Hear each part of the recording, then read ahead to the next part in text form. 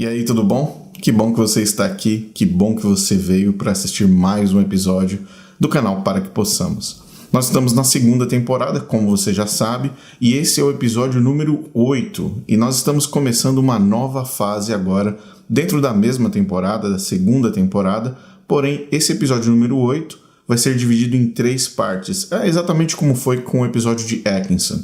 Como são muitas informações, muitos detalhes, muitas coisas que você precisa prestar atenção, nós quebramos em partes para ficar mais fácil de digerir, né? Basicamente essa é a estratégia. Então, essa parte de hoje é o episódio número 8, parte 1, e a parte 2 e 3, que já estão gravadas e já estão também editadas, faltam só alguns ajustes, vão ser lançadas na semana que vem, para você não perder o ritmo, não perder o fio da meada. Um outro detalhe importante que eu acho que vale a pena ressaltar é que nessa próxima fase, nesses próximos meses, nós vamos inserir novos quadros no canal. Então, um dos quadros são as entrevistas. Você já viu a entrevista com o Dr. Steve Daly, foi excelente, uma entrevista fantástica. Eu também dei uma entrevista com o pastor Mário, do canal Conversa com o Pastor, foi excelente, um bate-papo com ele, e todas elas aconteceram agora no mês de maio.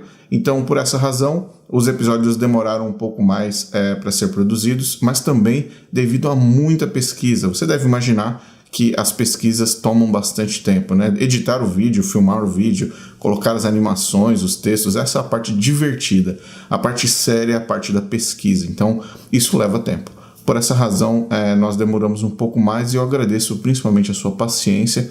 Nesse mês de maio, praticamente, nós estamos na metade de junho agora, estamos relançando agora um novo episódio da segunda temporada. Mais 3 informações importantes que eu gostaria de destacar é que um outro quadro vai ser adicionado também, que é o quadro de testemunhos. Olha que legal! Então você vai ter a oportunidade de assistir pelo menos uma vez por mês, toda a última segunda-feira do mês, testemunhos de pessoas que deixaram o Adventismo. Então você vai ouvir testemunhos de todas as formas, de todos os jeitos, com histórias incríveis de pessoas que passaram pela Igreja Adventista, mas hoje elas vivem uma nova jornada com Cristo. Provavelmente agora, nesse mês de junho, nós já vamos ter o nosso primeiro quadro de testemunhos na última segunda-feira desse mês. Geralmente, ou vai ser gravado, ou vai ser ao vivo. Vai depender de como a logística e todo o processo aí da gravação vai funcionar, mas a maioria deles eu espero que seja ao vivo para que você possa participar, deixar sua opinião, fazer suas perguntas e também se envolver nesse novo quadro aqui no canal Para Que Possamos. Um outro recado rápido é que se você não segue ainda as nossas redes sociais, nós temos o Instagram, temos o Twitter e temos também o Facebook. Então, na sua preferência, escolha aquele que você achar melhor e siga a gente por lá, novidades e também conteúdos exclusivos nesses canais. Por fim, era basicamente isso. Eu quero dar só uma introdução sobre o episódio de hoje e alguns avisos. O aviso número 1 é que você preste bastante atenção nos detalhes desse episódio, porque ele vai ser a base para a parte 2 e para a parte 3. Então, esse provavelmente vai ser o episódio mais longo, eu acho. Então, é importante que você preste atenção nessa estrutura dessa primeira parte, para que você consiga assistir as outras partes 2 e 3 com bastante propriedade. Bom, basicamente esses são os avisos para esse vídeo. Eu espero que você goste e nos vemos no decorrer do vídeo, onde eu vou fazer alguns comentários, como de costume, para que a gente possa conectar os pontos e também ajudar você a digerir um pouco mais o volume de informações que tem nesse vídeo. Bom, espero que você goste mais uma vez. Obrigado pela sua paciência, pela sua audiência e compartilhe esse vídeo com qualquer pessoa que você acha que precise assistir.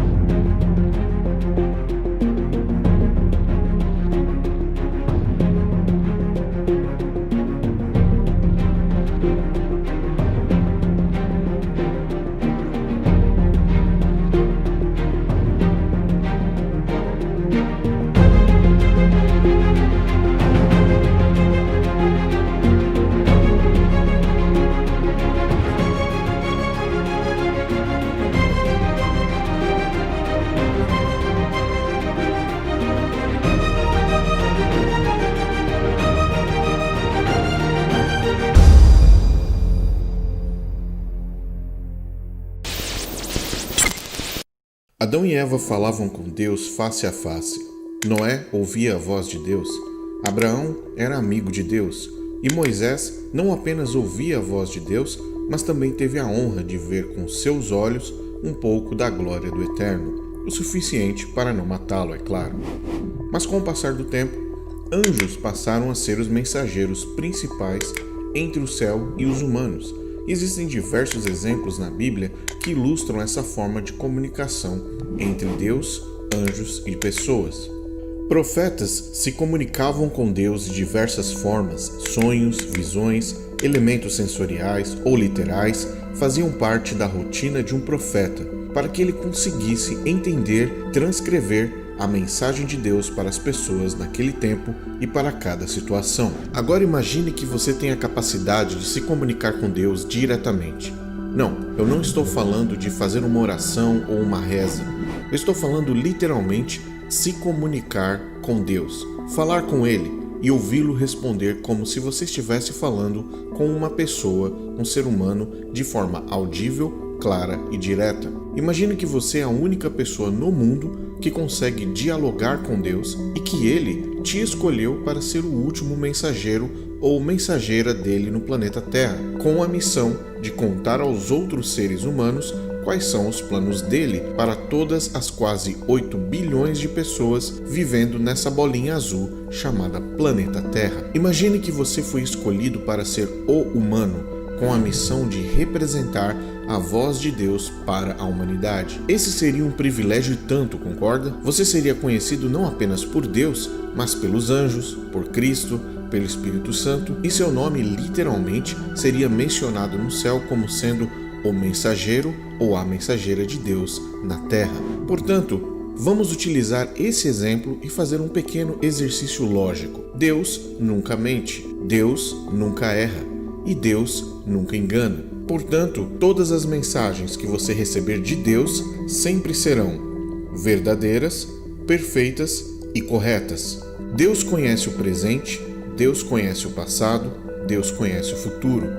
Portanto, todas as profecias que você receber vindas de Deus sempre serão precisas, contextuais e historicamente perfeitas. Deus é onisciente, Ele sabe todas as coisas. Deus é onipresente, Ele está em todos os lugares. E Deus é onipotente e Ele pode todas as coisas. Portanto, não há nada que Deus não saiba, não há lugar onde Ele não esteja, e para Deus não existe impossível. Agora, vamos analisar o outro lado, a oposição a Deus, aquele que definitivamente não quer que os planos de Deus se cumpram, que deseja o mal e que trabalha constantemente para a destruição eterna dos filhos de Deus, o diabo. Ele é o pai da mentira. Ele erra constantemente. Ele está sempre procurando enganar. Portanto, todas as mensagens que vierem da parte dele serão mentirosas, erradas e enganosas. Ele conhece o passado, ele conhece o presente, mas ele não conhece o futuro. Portanto, as mensagens que vierem da parte dele serão historicamente corretas, podem sim revelar coisas que acontecem no presente, mas não podem revelar o que irá acontecer no futuro. Como você pode perceber, existe uma distinção muito clara a respeito dos dois originadores da mensagem. O tipo de mensagem e o objetivo final ou a intenção atribuída à mensagem recebida.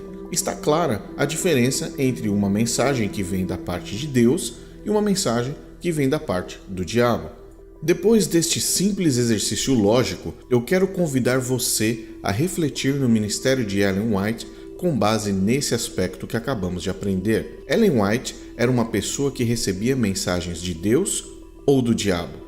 A chamada pena inspirada ou o espírito de profecia estava a serviço do reino dos céus ou do reino das trevas. Esse episódio vai diretamente tratar sobre esse tema e eu convido a você a entrar no quarto de Ellen White, participar das reuniões em que as visões se manifestaram e olhar de frente para o sobrenatural que tomava o corpo dela, a mente, as mãos, os livros e que continua presente em cada culto da Igreja Adventista do Sétimo Dia e em cada lar onde esses ensinamentos são praticados até hoje. Independente da sua religião ou da igreja que você frequenta, uma coisa é fato: ninguém é capaz de mudar o passado. O que aconteceu ontem ou há 5 minutos atrás jamais poderá ser mudado. O registro da história da nossa vida é imutável.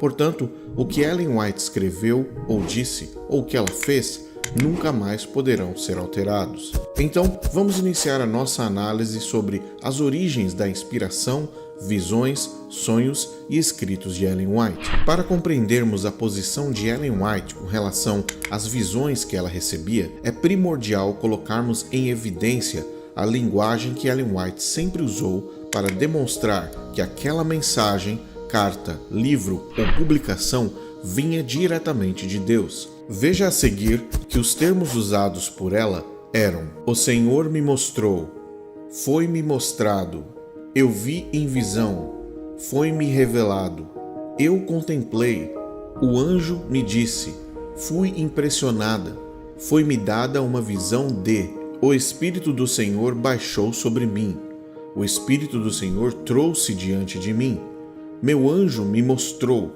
meu anjo me revelou, meu anjo me levou para, fui levada para, fui guiada pelo meu anjo, o anjo me guiou para, na companhia do meu anjo eu testemunhei, pela mão do meu anjo foi-me mostrado, juntamente com meu anjo eu vi, acompanhada pelo meu anjo fui levada para, sob a orientação do meu anjo tive uma visão de. Portanto, todas essas expressões representam que as mensagens supostamente vinham diretamente de Deus para Ellen White. Não existem dúvidas de que sempre que Ellen White dizia qualquer uma dessas frases, significava que era Deus quem estava falando e não ela. Ellen White sempre teve experiências sobrenaturais desde criança e por causa desses acontecimentos, ela foi convidada, ainda adolescente, a se tornar uma líder na Igreja Metodista dos que Gritam. Os anciãos e membros dessa linha carismática e espiritualista do metodismo da época viram em Ellen White uma garota que poderia ser utilizada como um canal para o recebimento do que eles chamavam de Espírito Santo. Durante os eventos e campais, a jovem Ellen era chamada para liderar um círculo de oração, um círculo de pessoas que realizavam a chamada invocação do Espírito. E segundo a crença deles, aqueles que gritavam mais alto, esbravejando ordens contra o diabo e seus anjos, seriam presenteados com o descer do Espírito Santo. Ellen White foi batizada numa dessas campais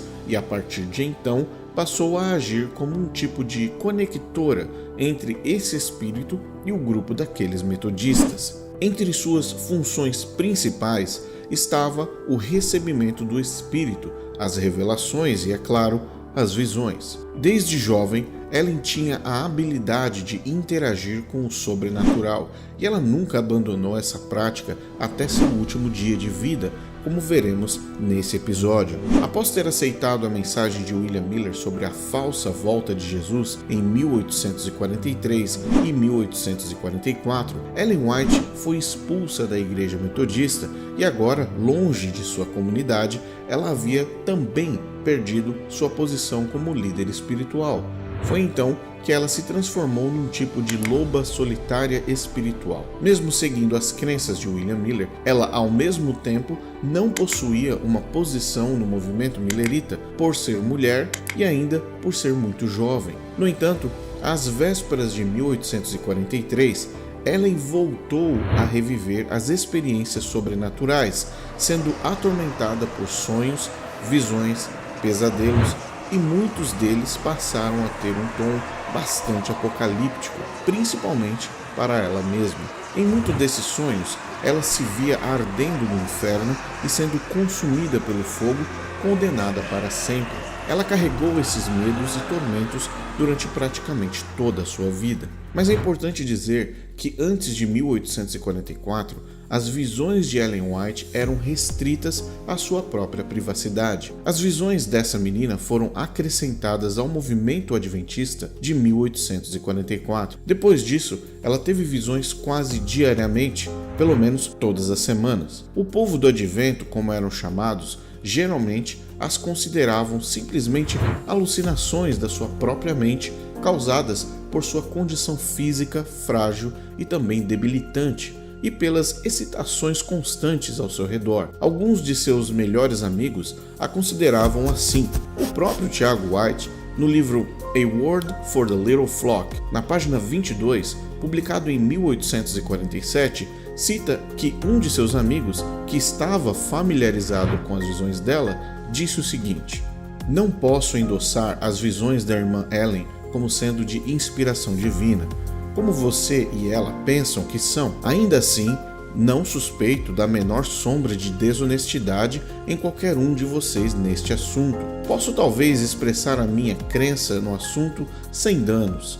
Resultará, sem dúvida, no seu bem e no meu. Ao mesmo tempo, admito a possibilidade de eu estar enganado. Eu acho que o que vocês consideram como sendo visões do Senhor são apenas devaneios religiosos, nos quais a imaginação dela corre sem controle sobre temas nos quais ela está mais profundamente interessada. Enquanto está tão absorta nesses devaneios, ela se perde em tudo ao seu redor. Os devaneios são de dois tipos, pecaminosos e religiosos. O dela é o último. Religião é o tema dela e seus devaneios são religiosos. Em ambos os casos, os sentimentos, em geral, são obtidos de ensinamentos anteriores ou estudos. Não penso de forma alguma que suas visões sejam do diabo. O pastor Bates diz que suas primeiras impressões sobre as visões dela foram que elas eram apenas o que foi produzido por um prolongado estado debilitado de seu corpo. D.M. Kenwright, amigo íntimo de Ellen White, que conviveu e morou na casa do casal Tiago e Ellen e se casou com uma das parentas deles, escreveu: "Depois de conhecê-la profundamente por muitos anos, fiquei convencido de que essa era a verdadeira explicação de suas supostas revelações, devaneios de uma mente enfraquecida. Conheci pessoalmente outras irmãs adventistas do sétimo dia que tiveram visões semelhantes à da Sra. White. Todas eram cristãs devotas, sinceras e acima de qualquer suspeita, mas equivocadas e fanáticas, não sendo encorajadas em seus supostos dons. Depois de algum tempo, suas visões cessaram." The Life of Ellen White, por D.M. Kenwright. No entanto, não posso deixar de compartilhar uma informação muito importante com você e que talvez milhares de adventistas no Brasil desconheçam. Como nós já sabemos, Ellen White foi influenciada por duas fontes primárias de inspiração sobrenatural e espiritual, respectivamente, os metodistas que gritam e William Miller. Mas seria possível que Ellen White pudesse ter sido influenciada por outra pessoa? E a resposta é sim. Houve sim outra influência poderosa e desconhecida aos adventistas no Brasil que moldou seu trabalho. Estou falando dos Mormons. Os Mormons mudaram-se para Saco Valley em 1832 e para Portland, Maine em 1835. Ellen White era apenas uma criança quando esses eventos aconteceram. Entretanto, em 1842, quando teve o seu primeiro sonho, aquele em que ela entrava num grande templo, ela já era uma jovem de 15 anos de idade. É um fato bem conhecido que Ellen tinha um apetite muito grande pela leitura e um vício em pegar emprestados os pensamentos, ideias e palavras de outras pessoas. No entanto, existe alguma evidência de que os escritos, os ensinamentos e as práticas de Joseph Smith, o profeta dos Mormons, influenciaram Ellen White ainda em sua juventude? Muitos dos parentes de Ellen White se converteram ao mormonismo, e o mormonismo estava crescendo rapidamente na região onde Ellen viveu nos primeiros anos de sua vida. Em 1842, 2 anos antes do grande desapontamento, a prima de Ellen White, Agnes Moulton Colbreth Smith, viúva de Dom Carlos Smith, tornou-se esposa do profeta mormon Joseph Smith, em Nauvoo, no estado de Illinois. A Igreja Adventista do Sétimo Dia defende que as visões e os sonhos de Ellen White incluindo as suas interpretações com o seu anjo acompanhante, são verdadeiras e legítimas. No entanto, apenas acreditar no que uma organização diz em defesa de seu profeta não é recomendável. Foi pensando dessa forma que questionamos se por acaso haveria alguma possibilidade de Ellen White, prima da esposa do profeta Mormon Joseph Smith, ter sido influenciada por ele e pelas práticas espirituais que ele, como Mormon, realizava. Será que as visões e sonhos dela poderiam ser um reflexo velado dos ensinamentos de agora seu primo Joseph Smith? Vamos comparar alguns exemplos. A seguir está uma comparação entre a visão de Joseph Smith dos Mormons, descrita em seu livro de primeiro Nephi, e o relato de Ellen White sobre sua primeira visão. Joseph Smith escreveu: "Eis que eu tive um sonho, e também vi um caminho reto e estreito que seguia pela barra de ferro para um campo grande e espaçoso. E aconteceu que vi outros avançando, e eles avançaram e se agarraram à ponta de uma barra de ferro. Eles avançaram continuamente, agarrando-se à barra de ferro. Muitos foram perdidos de vista, vagando pelas estradas estranhas." Agora vamos ver o que Ellen White disse em seu sonho. "Enquanto estava em Battle Creek, em agosto de 1868, eu sonhei. À medida que o caminho se ficava mais estreito, pequenas cordas eram baixadas até nós. Estas nós agarramos ansiosamente, exclamando: 'Nós estamos nos segurando lá em cima.' As mesmas palavras foram proferidas por todo o grupo que estava no caminho estreito. Mas onde eles estavam agora? Eles não estavam mais conosco. A cada mudança, alguns ficavam para trás, diante de nós, do outro lado do abismo." Joseph Smith escreveu: "E eu vi um grande espaçoso edifício. Ele viu outras multidões avançando, e ele também viu outras multidões tateando seu caminho em direção ao grande espaçoso edifício. E grande foi a multidão que entrou naquele estranho edifício. Depois que eles entraram naquele prédio, eles apontaram o dedo para mim com desprezo."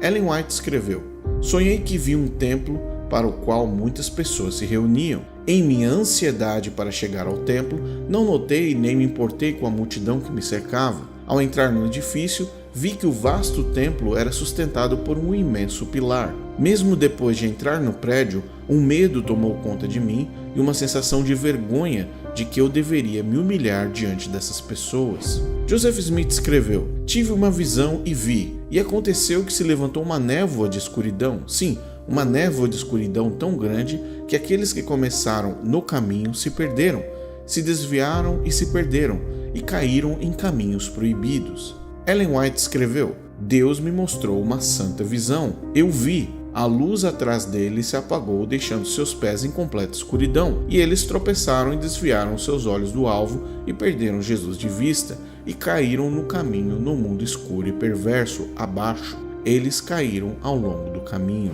Joseph Smith escreveu: "E eles me amarraram com cordas, mas aconteceu que orei ao Senhor, dizendo: Ó Senhor, segundo minha fé em ti, livra-me das mãos de meus irmãos. Sim, dá-me forças para que eu possa romper essas ataduras com as quais estou preso." E aconteceu que quando eu disse essas palavras, eis que as ataduras foram soltas das minhas mãos e pés. Veja o que Ellen White escreveu: "Vi vários grupos que pareciam estar unidos por cordas.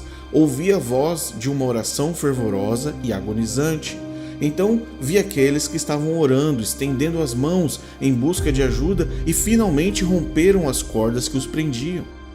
A influência familiar e a correlação entre essas visões são sinais claros de que Ellen White e Joseph Smith eram conectados através da literatura um do outro. Mesmo sabendo que Joseph Smith morreu no ano do grande desapontamento, em 27 de junho de 1844, muito da literatura Mormon fazia parte das prateleiras da família de Ellen White, e foram nesses livros que ela decidiu encontrar apoio para parte de sua literatura. Muitos acreditam que devemos chamar isso de plágio e que Ellen White copiou o profeta Mormon, apenas alterando algumas palavras aqui ou ali. Mas existe uma teoria muito mais forte do que simplesmente usar as visões do profeta Smith para ilustrar as visões de Ellen White. A teoria de que ambos os escritores podem ter sido inspirados pelo mesmo Espírito.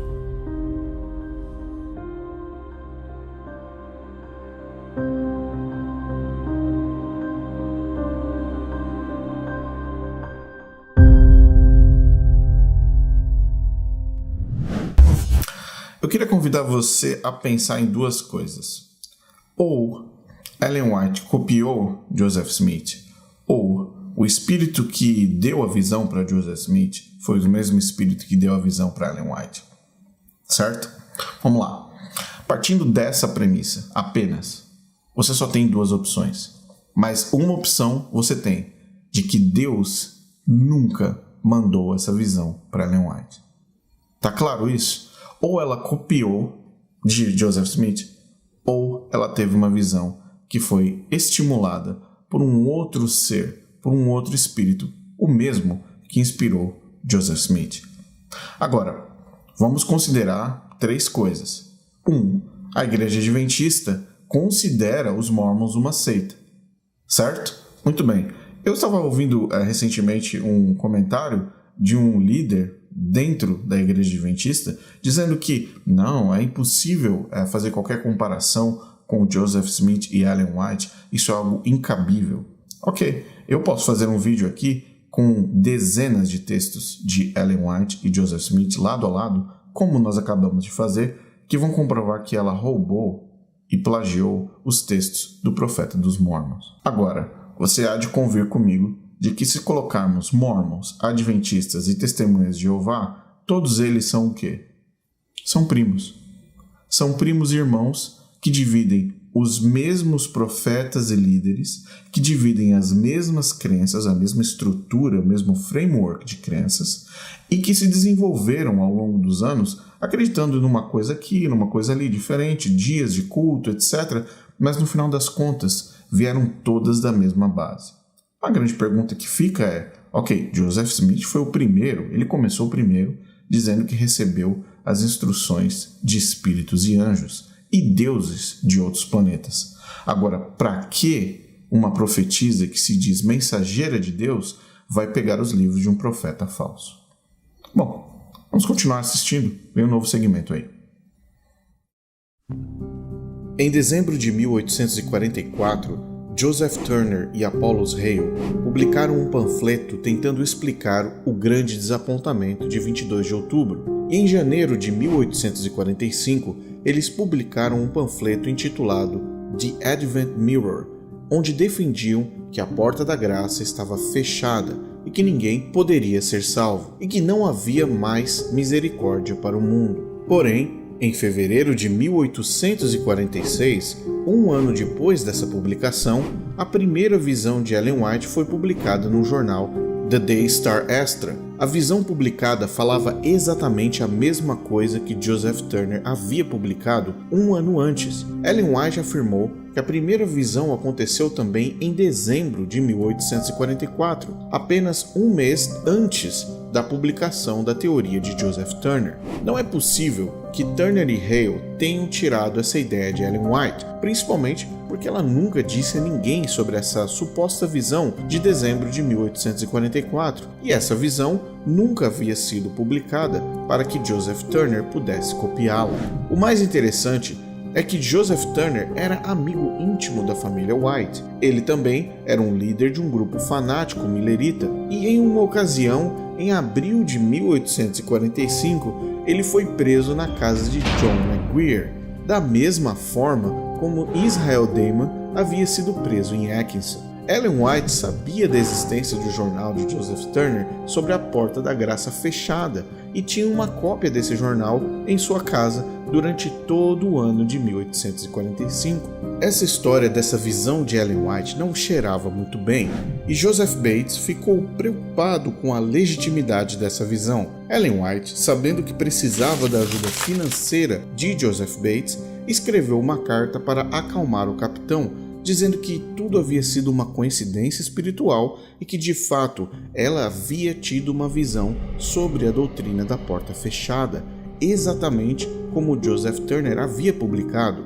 e que a visão era uma confirmação de Deus, que aquela interpretação do jornal de Turner era verdadeira. Veja o que Ellen White escreveu.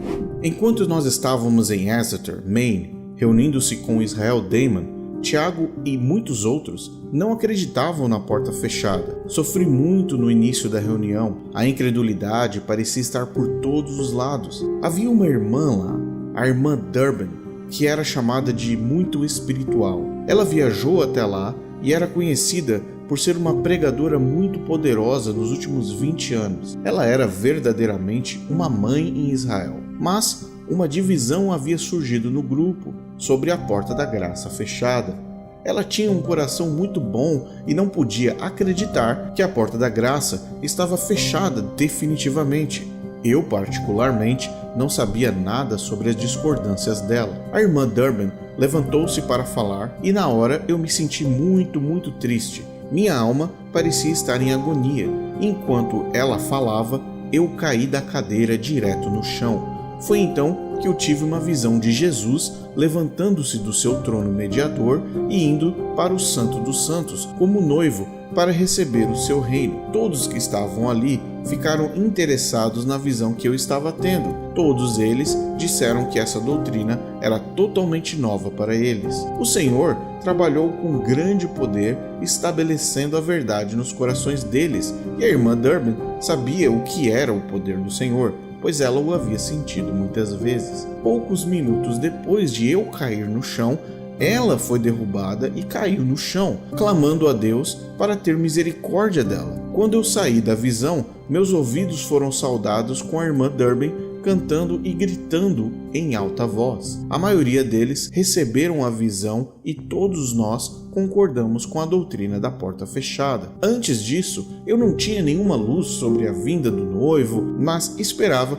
que ele viesse a esta terra para libertar seu povo no 10º dia do 7º mês, 22 de outubro de 1844. Eu não ouvi nenhuma palestra ou palavra de qualquer forma relacionada com a ida do noivo ao Santo dos Santos ou com a porta da graça fechada antes desse dia. Isso está escrito no Manuscript Releases, volume 5, página 97. Quando perguntada sobre o artigo da porta fechada de Joseph Turner, Ellen White respondeu: "Eu não sabia quando Joseph Turner tinha publicado seu jornal sobre a porta da graça fechada. Eu sabia que ele tinha um documento e também havia uma cópia em minha casa, mas eu não li uma única palavra dele." Cedo na manhã seguinte, Turner apareceu mencionando que estava com pressa para deixar a cidade em breve, que queria que eu contasse todas as revelações que Deus havia me mostrado na minha primeira visão. Eu senti uma mistura de medo e nervosismo quando contei tudo para ele. Depois que terminei,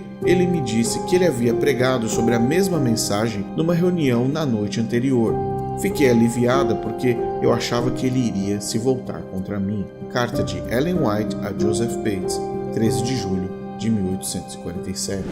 Desta carta de Ellen White para Joseph Bates, devemos observar o seguinte: Ellen White admite que conhecia o jornal de Turner e que ela tinha uma cópia na casa dela. Ela negou ter lido o jornal, o que é improvável, partindo da premissa que Joseph Turner e Apollos Hale faziam parte do grupo de fanáticos adventistas, juntamente com Israel Damon, Tiago White e Ellen White. Joseph Turner não sabia da visão de Ellen White, então ele a chamou para perguntar sobre a tal visão, surpreso e curioso. Depois de ter ouvido Ellen White relatar sua suposta visão, Joseph Turner disse a ela que havia pregado e publicado exatamente a mesma coisa. Ellen White se alegrou quando soube que Joseph Turner acreditou no que ela disse, sem objeções. A negação de Ellen White de ter lido o panfleto de Turner não tem tanta importância e é apenas uma defesa pessoal dela. É muito provável que este tenha sido o primeiro plágio de Ellen White em seu ministério, sem contar, é claro, o caso de William Foy, anterior ao desapontamento, como você viu nessa mesma temporada. Mas o que mais importa é o fato de que a doutrina da porta da graça fechada é uma heresia grosseira, e a suposta visão de Ellen White, confirmando essa heresia para todos, com certeza demonstrava um movimento que não vinha de Deus. No entanto, devemos considerar a possibilidade de que, de fato, ela possa ter tido uma visão da Porta da Graça fechada em dezembro de 1844. Se de fato ela entrou em visão e através de um ato sobrenatural ela recebeu a mensagem de que não havia mais salvação para a humanidade, apenas para os 150 ou 200 mileritas adventistas fanáticos, essa mensagem, com toda certeza, não vinha da parte de Deus, e sim do reino das trevas.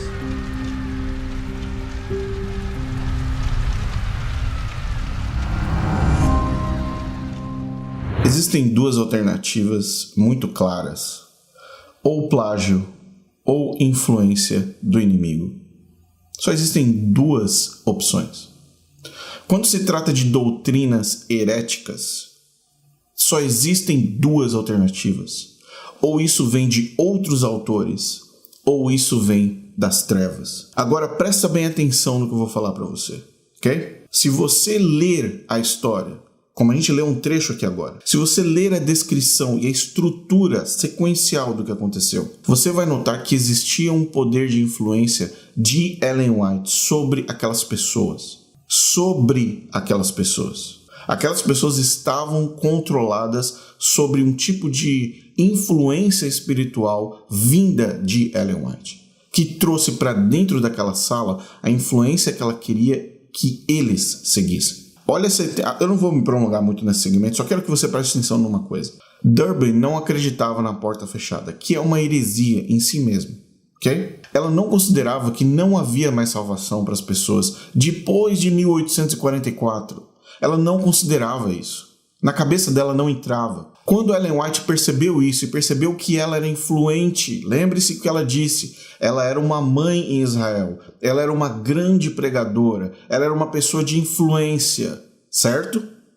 Quando Ellen White percebeu isso e percebeu que ela não tinha apoio da porta fechada com a ajuda de Durbin, ela cai no chão e começa a ter suas cenas de visão. As pessoas ao redor, as pessoas leigas, membros leigos, olharam para Ellen White caindo no chão, prostrada no chão, tendo uma visão, sabe-se lá por quanto tempo. Automaticamente, a Durbin cai no chão. Por isso que eu falo que existia uma influência espiritual dentro daquele quarto, dentro daquela sala, daquele local de reunião. Durbin era oposição à doutrina herética. Automaticamente, ela influenciaria pessoas a não acreditarem nisso. Ellen White percebe e ela cai em visão e automaticamente Durbin cai no chão. Quando ela cai prostrada no chão, Ellen White retorna dessa sua suposta visão. O que acontece? Ela vê Durbin transformada, acreditando na porta fechada. E ela diz isso como sendo influência divina, influência de Deus. Que Deus apoia a ausência de salvação após 1844 para toda a humanidade.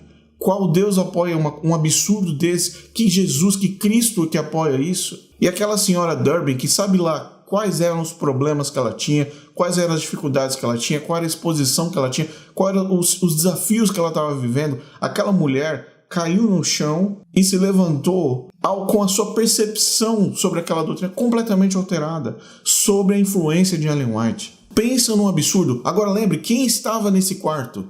Thiago White, que tinha acabado de conhecer Ellen White. Ele tinha acabado de conhecer Ellen White. Ela estava em viagem indo para Exeter. Quem estava nessa reunião, nesse culto? Israel Damon. Você viu nessa temporada Israel Damon preso, fanático. Israel Damon viu aquilo acontecendo na frente dos olhos dele. Ele viu, isso aqui é uma mina de dinheiro pra gente. Você já viu isso na segunda temporada? Nessa mesma temporada? Presta atenção como a situação toda se desenvolveu a ponto de Ellen White ter total controle sobre a vida e sobre a visão, sobre a perspectiva de interpretação bíblica dessas pessoas leigas que criam que de fato ela estava recebendo mensagens de Deus. Vamos para o próximo segmento. Vamos continuar a nossa análise. Dessa vez, vamos acompanhar as profecias defendidas por Ellen White e continuarmos analisando se elas são verdadeiras, procedem de Deus ou das trevas. Visão e profecia sobre o futuro de Jerusalém. Então foram-me mostrados indivíduos que estão enganados ao acreditar que é sua obrigação viajar para a velha Jerusalém e fazer um trabalho de evangelismo ali antes da chegada do Senhor. Eu vi que Satanás está enganando algumas pessoas nesse assunto. Além disso, percebi que a velha Jerusalém nunca será reconstruída e Satanás está se esforçando ao máximo para desviar os pensamentos dos seguidores de Deus para essas ideias. Primeiros Escritos, página 75. Desde o renascimento da nação de Israel, em 1948, a velha Jerusalém foi reconstruída, o que contradiz a profecia de que não seria reconstruída. Portanto, essa profecia particular não se tornou realidade. Essa era uma falsa profecia.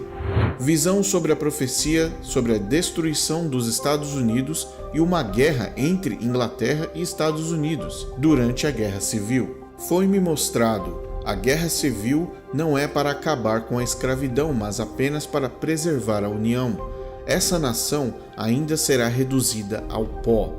A Inglaterra está estudando se é melhor tirar vantagem da atual condição fraca de nossa nação e aventurar-se a guerrear contra ela. Quando a Inglaterra declarar guerra, todas as nações terão interesses próprios a servir e haverá guerra geral, confusão geral. A Inglaterra está familiarizada com a diversidade de sentimento entre aqueles que estão tentando reprimir a rebelião. Se nossa nação tivesse permanecido unida, teria força, mas dividida, ela cairá. Testemunhos para a Igreja, volume 1, página 259. É evidente na história americana que a Inglaterra não declarou guerra contra os Estados Unidos durante a Guerra Civil e os Estados Unidos não foram levados a um estado de humilhação e destruição completa, como predito por Ellen White. Portanto, essa previsão prova ser outra profecia falsa. Apenas abrindo um parênteses.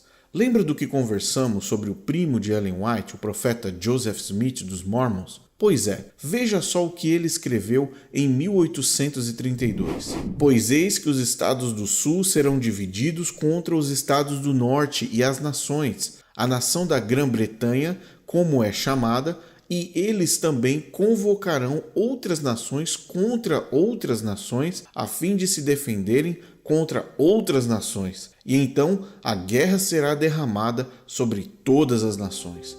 Joseph Smith, O Livro das Doutrinas e Alianças, página 144. Mais uma vez, Ellen White e seu primo tiveram a mesma visão, envolvendo uma suposta guerra mundial provocada pela Inglaterra, que nunca aconteceu. Visão e profecia de que Jesus voltaria em alguns meses. Em seu livro Primeiros Escritos, Ellen White profetizou, afirmando que Jesus voltaria dentro de alguns meses.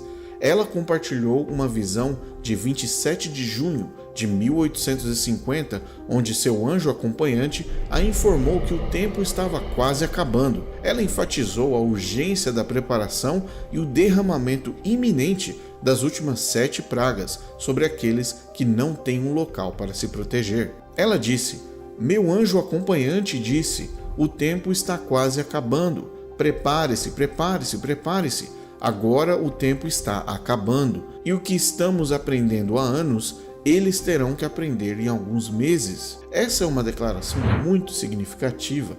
Ellen White estava dizendo que as doutrinas adventistas, que ela e seus associados passaram anos aprendendo, teriam de ser aprendidas pelos novos convertidos em apenas alguns meses. Em setembro de 1850, a Sra. White estava alertando que Jesus estava quase terminando a sua obra no Lugar Santíssimo. Veja o que ela escreveu: "Vi que o tempo de Jesus no Lugar Santíssimo está quase terminando, e esse tempo não irá durar muito mais. O tempo para os que forem selados é muito curto e logo terminará." Ellen White, Primeiros Escritos, páginas 64 e 67, na carta 30 de 1850 ao irmã e à irmã Loveland, em uma sessão ainda não divulgada pelo White State, em 26 de dezembro de 2018.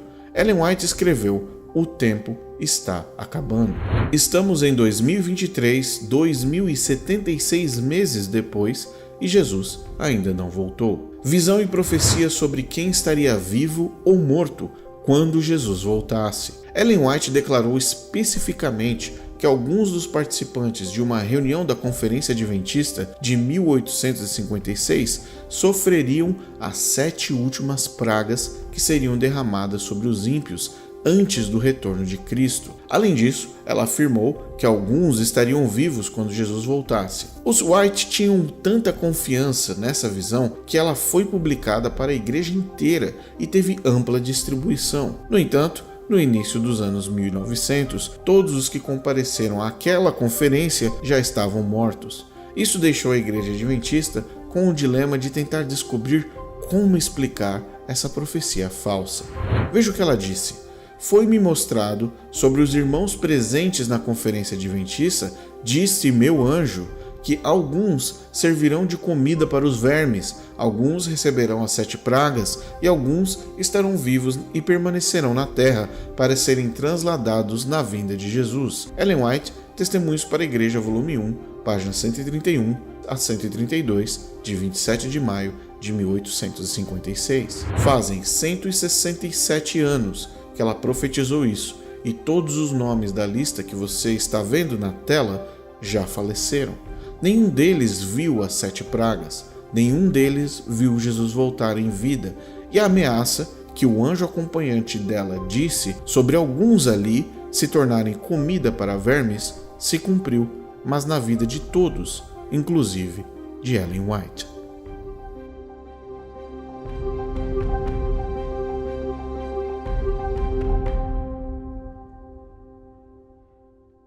Bom, nesse segmento eu não preciso nem falar muita coisa, né? Porque os próprios textos, as próprias visões, as próprias afirmações por si próprias, elas já são automaticamente contestáveis. Geralmente a Igreja Adventista, como liderança, como organização, como conferência, defende esses absurdos, dizendo que eram condicionais.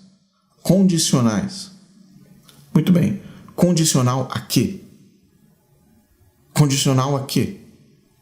Que visões eram essas que tinham qualquer ligação com a realidade da sociedade como um todo?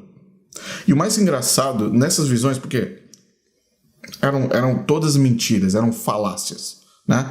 Completas falácias. Mas eu volto a dizer de novo, lá no começo desse vídeo você viu, só existem 2 canais, ou a mensagem vem de Deus, ou a mensagem vem do diabo. E quando ela fala que ela viu, que Deus mostrou para ela em visão, esses absurdos que você acabou de ler aqui agora, você acabou de ver na tela, qualquer um deles, você pode... E existem centenas de exemplos que ainda vão vir nas próximas partes, na parte 2 e na parte 3. Qualquer um deles é simplesmente mentira. E pega qualquer livro de história, vai no seu professor de história do seu colégio e pergunta para ele se o que ela predisse aqui, se essa profecia falsa aconteceu.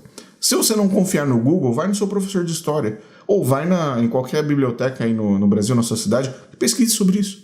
Agora, a falsidade não tem limites. Agora, eu vou dar minha opinião. Isso aqui é a minha opinião. Esse segmento aqui, entre os vídeos, é a minha opinião. E na minha opinião, existe um espírito que toma conta de Ellen White, que era o tal do anjo, né? Ela tinha um anjo acompanhante. Assiste o próximo segmento, eu não vou falar não.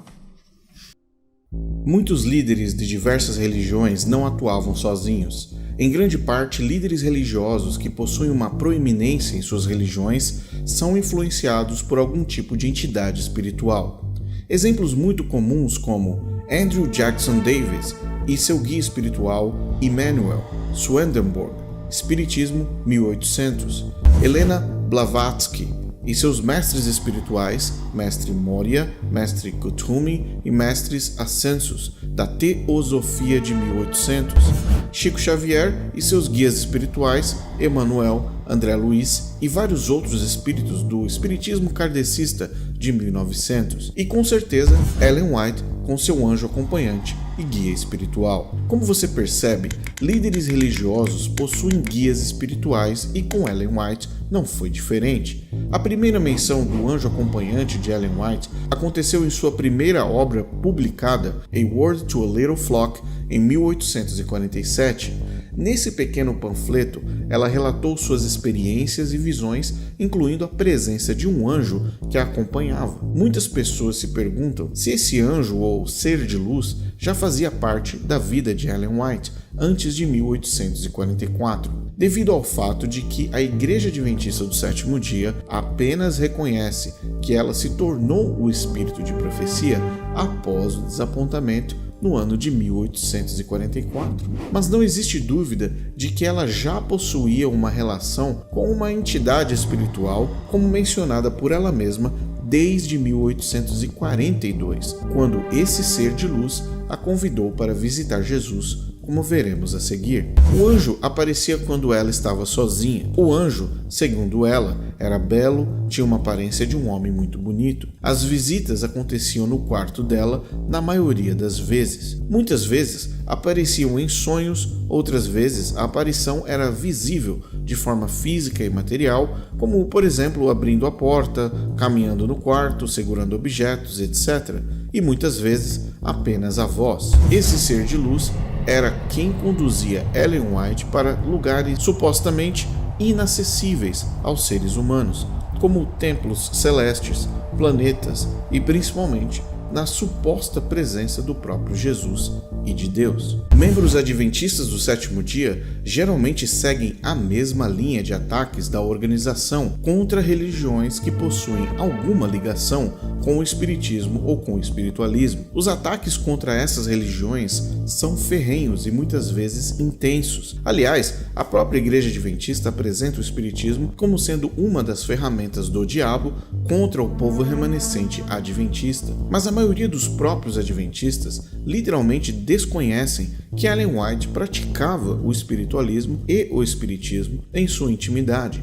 em casa, recebendo o seu guia angelical. Tiago White sabia o que acontecia embaixo do seu próprio teto, mas possuía interesses muito maiores, como veremos em episódios futuros. Ellen White afirmou diversas vezes que tudo o que ela escrevia e dizia ou vinha 100% de Deus ou era 100% do diabo, e que não havia meio termo. Cada palavra, cada jornal, cada livro eram inspirados por apenas uma dessas duas fontes. Veja o que ela mesma escreveu. Os testemunhos são do Espírito de Deus ou do diabo. Isso foi escrito em Testemunhos, volume 4, página 230. No livro Experiência Cristã e Ensinamentos de Ellen G. White, existe uma afirmação oficial sobre a presença desse ser espiritual, dizendo: ao relatar suas visões, a Sra. White frequentemente se referia àquele que a havia instruído como meu anjo acompanhante, ou meu instrutor, ou meu guia. Por essas expressões, ela se referia a um anjo brilhante e glorioso que invariavelmente agia como seu guia ou instrutor. Percebem que nessa afirmação a Igreja Adventista nunca afirmou ou não afirma se essa origem ou se esse ser realmente era de proveniência celeste ou de outro lugar. E por fim, uma afirmação sobre o estado físico de Ellen White durante suas visões, com um detalhe bastante estranho e talvez para muitos perturbador. Lemos o seguinte: embora a Sra. White frequentemente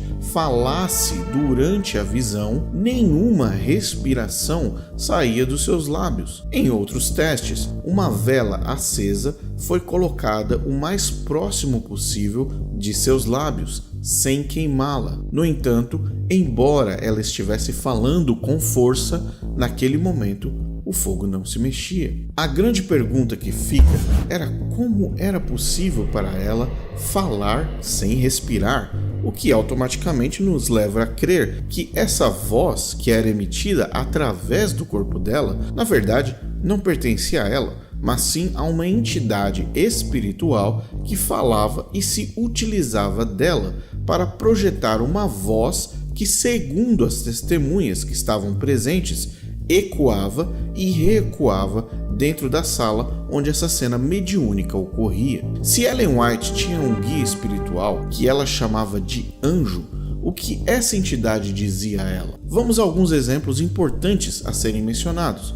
Veja o que Ellen White escreveu. Disse meu anjo acompanhante que ele, Jesus, ficava implorando a seu pai para obter permissão para dar sua própria vida como resgate pela raça humana, para levar sobre si os pecados deles e tomar sobre si a sentença de morte. Primeiros Escritos, página 126. Veja outra frase. Foi-me mostrado que se o verdadeiro sábado tivesse sido guardado, nunca teria havido um infiel ou um ateu. Life Sketches of James White e Ellen White, capítulo 6, edição de 1880. Durante a primeira conferência geral organizada em Nova York, na região de Volney, Ellen White e Tiago White estavam presentes e houveram discussões sobre interpretações bíblicas contrárias às 3 mensagens angélicas. Veja o que aconteceu durante essa reunião. Essas estranhas diferenças de opinião, disse Ellen White, pesavam muito sobre mim. Vi que muitos erros estavam sendo apresentados como verdade. Pareceu-me que Deus estava sendo desonrado. Uma grande dor pesou sobre o meu espírito e eu desmaiei por conta desse peso. Alguns temiam que eu estava morrendo. Os irmãos Bates, Chamberlain, Gurney e Edson e o meu marido oraram por mim. O Senhor ouviu as orações dos seus servos e eu fui trazida de volta à vida. A luz do céu então pousou sobre mim e logo me perdi nas coisas terrenas.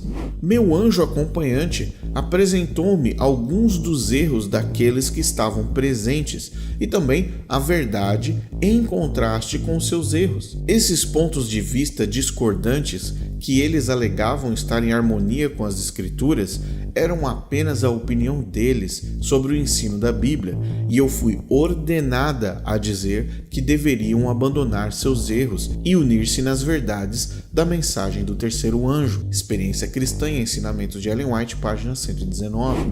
Numa outra citação de Ellen White, ela disse: "Meu anjo acompanhante disse, o tempo está quase acabando.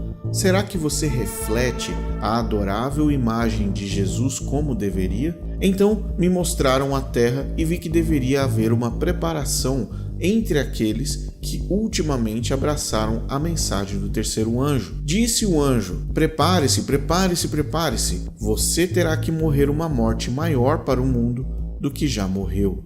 Primeiros Escritos, página 64.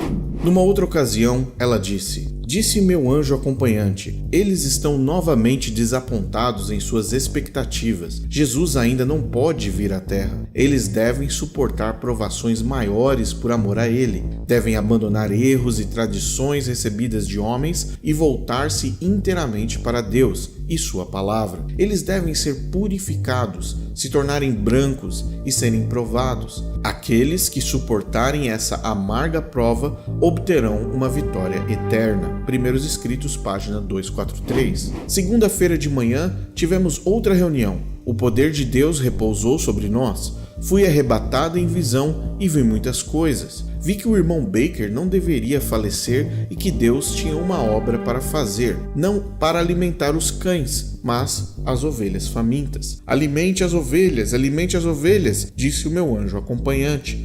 Foi um momento de tristeza e choro quando contei a visão. O irmão Baker foi consolado e fortalecido. Isso está escrito em As Cartas e Manuscritos de Ellen White, volume 1, página 314. Ellen White convivia diariamente com essa entidade. Não apenas a convivência, mas também as instruções, os conselhos, as viagens intergalácticas, as visitas a Jesus Cristo, a Deus, a Enoque, a outros planetas. Mas acima de qualquer coisa, essa mesma entidade se tornou responsável por uma suposta interpretação da Bíblia, pela forma como as 3 mensagens angélicas deveriam ser pregadas e a pressão que deveria ser imposta aos adventistas sobre a volta de Cristo. Resumindo, essa entidade era o mentor de Ellen White. Possuía controle físico, emocional e espiritual sobre ela. Ellen White era para esse anjo o que no espiritismo é conhecido como sendo um tipo de médium que intermediava o que ele dizia e ordenava. Mas quando Ellen White estava em visão, sem respirar, sem controle do seu corpo, com plena capacidade de comunicação vocal e física, mesmo não respirando, ela atuava, como é bem conhecido nas religiões afro-brasileiras, como sendo o cavalo. Adventistas do sétimo dia hoje participam de uma religião que foi moldada construída, estruturada com base nessa relação entre Ellen White e essa entidade. Lições da escola sabatina, sermãos, músicas, pregações, livros, meditações matinais, materiais de evangelismo e principalmente a crença completa na chamada doutrina das 3 mensagens angélicas, juízo e investigativo, transportam cada membro batizado no Adventismo diretamente sob o controle dessa entidade até os dias de hoje. Quando adventistas são batizados e concordam que Ellen White é o espírito de profecia, eles automaticamente estão abrindo as portas de sua vida para essa mesma entidade.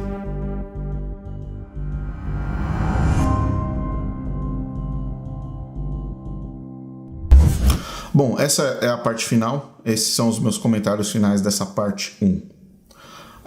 Algumas coisas aqui que eu deixei anotado aqui no meu PowerPoint, eu vou deixar aqui na minha tela.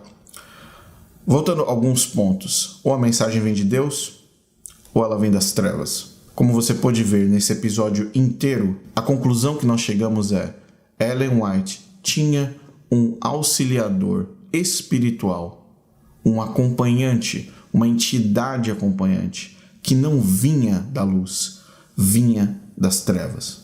Uma coisa que é documentada é que a igreja adventista não se envolve muito nessa situação desse anjo.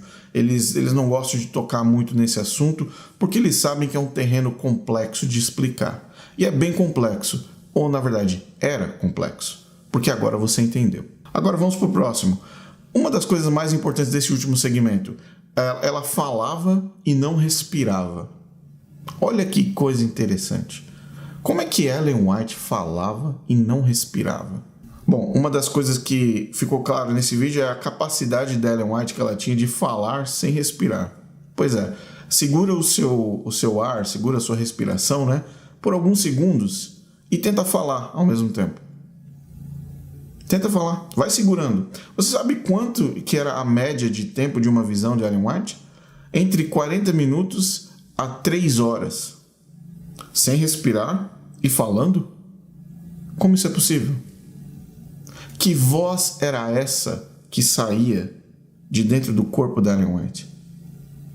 Mesmo porque ela confirma várias vezes que ela não lembrava de nada, ela foi retirada, ela usava o termo, fui retirada das coisas terrenas. Sabe o que significa isso? Principalmente para o Adventista do sétimo dia. Sabe o que significa isso? Ser retirada das coisas terrenas? Ela não tinha controle do corpo dela. Ela não tinha controle da mente, do corpo, ela não tinha controle de absolutamente nada físico dela. E as pessoas que estavam ao redor dela sabiam que ela estava completamente inerte, ela era um vegetal, ela era um corpo ali. Mas que existia outra entidade que falava através dela. E quando ela falava, a voz ecoava e recuava dentro do quarto. E como você viu nessa temporada, com o exemplo que a Mary fez sobre como a Ellen White ficava possessa, muitas das coisas que ela mostrou ali eram reais. O problema é que a Mary não tinha condições de parar de respirar e ficar falando com a voz dela ecoando. Não era possível fazer isso, né?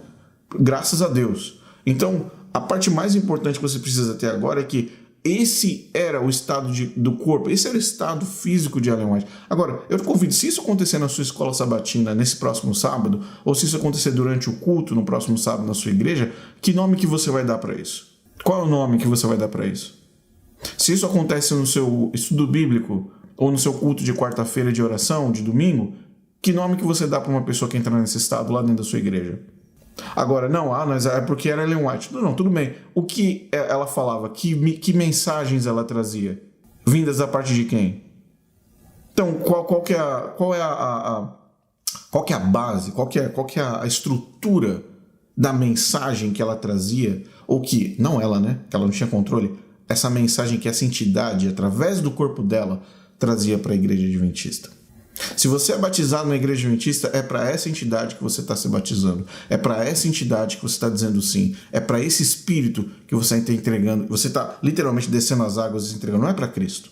Me desculpa ter que te falar isso. Me desculpa ter que dizer isso publicamente aqui no YouTube, para que você olhe para a história da igreja adventista e tenha noção clara do que estava acontecendo ali. É triste isso. Agora, espiritismo com anjo acompanhante. eu acho incrível. Por que a igreja adventista ataca os espíritas? Por que a igreja adventista ataca quem é da Umbanda, do Candomblé? Por que a igreja adventista faz isso? Sendo que a própria profeta, a profetisa da igreja, começou o seu ministério. E durante todo o seu ministério, você vai ver na parte 2 e na parte 3, que estão vindo na semana que vem. Todo o ministério de Ellen White foi baseado nessa entidade, nesse espírito que acompanhava ela. Existe uma percepção, e os adventistas gostam de falar isso. Mas, Rodrigo, Ellen White, ela falou bem de Jesus. Ela pregou o evangelho. Se você pegar os livros dela, tem coisas ali que falam sobre a cruz de Cristo, sobre a salvação, sobre a volta de Jesus, sobre como Deus nos ama, sobre o ministério de Cristo, né? etc, etc. Tudo bem, concordo com você plenamente. Aliás, eu conheço a literatura de Ellen White muito bem. Agora, vamos ver o seguinte. Vou dar um exemplo prático para você, ok? Um exemplo bem prático. Vamos supor que você, sua família, seus filhos, decidiram fazer uma viagem de trem, ok? E essa viagem de trem vai levá-los da estação A para a estação B. Muito bem. Antes de vocês entrarem no trem, o maquinista e o inspetor da linha de trem chega com a seguinte informação para você e para sua família. Olha, nós fizemos uma avaliação extensa da linha de trem, da linha que leva o trem até a estação B. E está tudo correto. Está tudo perfeito, a linha está intacta, em perfeitas condições, acho que não teremos muito problema. O problema é o seguinte, quando nós estivermos a menos de 200, 300 metros da estação B, o trilho vai estar um pouco bambo, vai estar um pouco ali fora do lugar, vai estar meio que saindo ali da posição correta. Nós acreditamos que vai ser possível chegar na estação B com esse problema, tá? Então, mas eu vou deixar a cargo de vocês decidirem se vocês vão entrar no trem ou se vocês não vão entrar no trem. O trilho tá meio fora do lugar, o trilho ali tá meio solto, mas eu acho que dá para chegar. O resto, olha, 99%, 90%, 70% da linha, todos os trilhos, está intacta, está perfeito. Só ali 30%, 20% dos trilhos talvez sejam um pouco soltos, os parafusos não estão bem apertados, tem alguns ferros ali meio para o lado, para a direção oposta. Mas não vai ser problema, vocês vão chegar lá. Você entraria nesse trem com a sua família, com seus filhos? Você entraria nesse trem com seus amigos, com seus entes queridos, para você chegar na estação B? Eu não entraria. Sabe por que eu não entraria? Porque um trilho fora do lugar, pode causar um problema seríssimo. Mortes, pode causar um devastamento completo nos carros do trem, as pessoas podem morrer. E sabe o que vai acontecer? O trem nunca vai chegar no seu destino. Ah, mas Rodrigo, são só 3 trilhos que estão fora do lugar. Muito bem, coloca um trem que vai caminhando, vai bem, ele vai indo bem em cima dos trilhos perfeitos. Mas quando chegam nos trilhos que estão soltos e fora do lugar, o que acontece com o trem? Ellen White é exatamente isso. Um trilho de trem que aparenta ser algo extremamente perfeito. As linhas, olha só, mas aqui ela falou de Cristo, mas aqui ela falou da cruz, mas aqui ela falou de Deus, mas aqui ela falou do amor de Cristo, e o trilho vai indo. Mas sabe quando é que você vai chegar nessa outra estação? Sabe quando é que você vai chegar no reino de Deus? Utilizando essas doutrinas heréticas, que nada mais são do que trilhos soltos, fora do lugar, fora da linha. E o que acontece com o seu trem é um acidente. Ellen White é uma linha de trem com trilhos no lugar, mas com trilhos completamente fora do lugar, em várias partes, em várias porções. E o seu trem nunca vai chegar no destino.